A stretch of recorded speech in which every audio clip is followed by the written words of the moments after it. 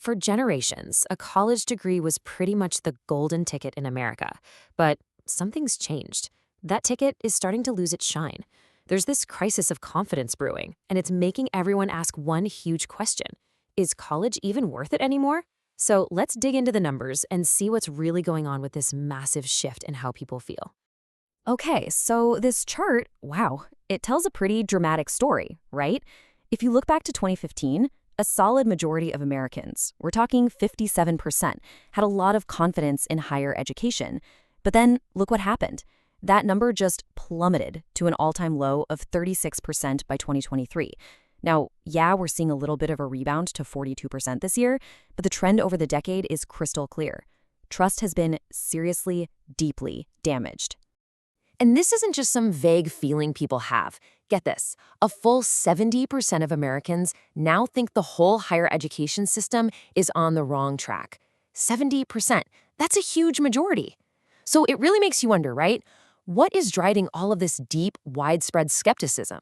Well, if you really want to understand what's going on here, you've got to look at one of the biggest forces shaping everything in America today, politics.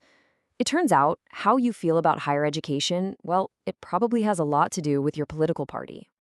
And we're not talking about a small gap here. It's more like a giant chasm. Just look at these Gallup numbers. Only 26% of Republicans have confidence in higher ed. Compare that to Democrats at a whopping 61%. And you've got independents, kind of caught in the middle there at 41%. So yeah, this is way more than just a small difference of opinion. It's a fundamental split in how people see the entire point of college.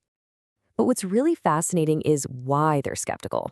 See, both sides have their doubts, but they're coming from completely different places, almost mirror opposites. For a lot of Republicans, the main concern is what they see as a political agenda on campus, a lack of different viewpoints. Meanwhile, for many Democrats, the issue is way more about the bottom line, the insane cost of tuition, and whether anyone can actually afford it. And that brings us to the money, the cost. Because that's the one thing almost everyone agrees on.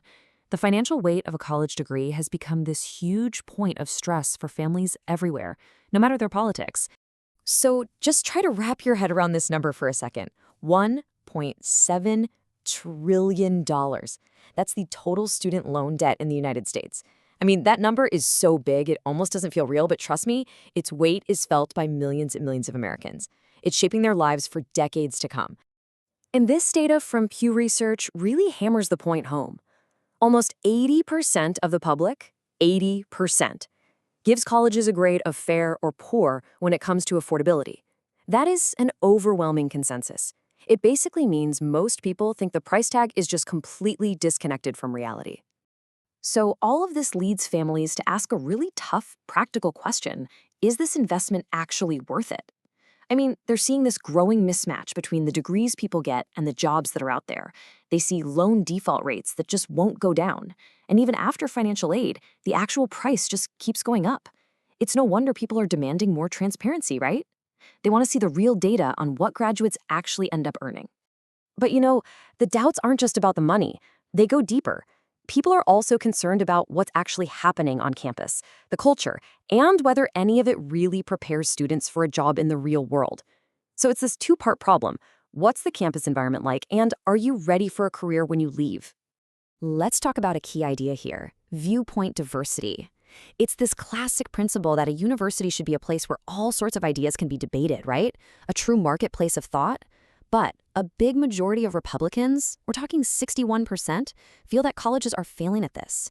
They see them becoming ideological echo chambers instead of places for real open discussion. And that brings up the other side of the coin. Let's set aside the campus culture debate for a second. Is a degree even delivering on its most basic practical promise? Is it giving students the skills they need to actually get a job and build a career? Well, here's what the public thinks. A majority, 55%, say colleges are doing a poor job of preparing students for the workforce. There's this really strong feeling out there that graduates are walking away with a diploma, sure, but not with the skills that employers are actually looking for. Okay, so confidence is at a rock bottom low.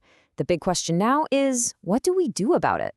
The conversation is finally starting to shift from just pointing out all the problems to actually finding some real, concrete solutions to rebuild all that lost trust. And experts are starting to lay out a pretty clear 4-part strategy for how to do that. First up, Tackle affordability head on. You got to bring down cost and debt. Second, really foster that viewpoint diversity we talked about and protect free speech. Third, make sure the stuff being taught in the classroom actually aligns with what industries need. And finally, number 4, be totally transparent about outcomes. Publish the clear data on things like graduation rates and what people earn after they graduate. So that's the fundamental challenge, isn't it? Making these changes happen is going to take a huge coordinated effort from colleges and universities all over the country. And the big question, the great unknown, is whether it'll actually be enough to turn things around, to reverse this long decline and restore college to its central place in the American dream. Look, the future of higher education is a story that's still being written, and it's one that really impacts all of us.